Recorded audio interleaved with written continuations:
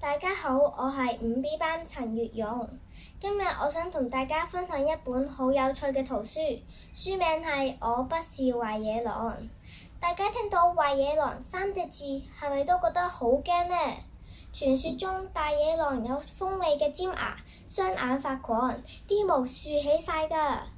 森林入邊嘅個個小動物都聞風喪膽，佢哋會用好多錢去買防狼警報器、防狼圍欄，仲幫小動物報名學防狼空手道。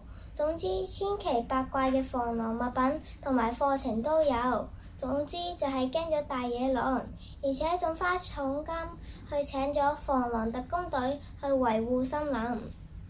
有一日大野狼真係嚟咗啊！但係真正嘅大野狼，竟然唔係大家想象咁樣有鋒利嘅牙齒、雙眼發狂嘅，極度反差嘅形象、友善嘅樣，仲着住一條超級搞笑嘅紅色條紋底褲。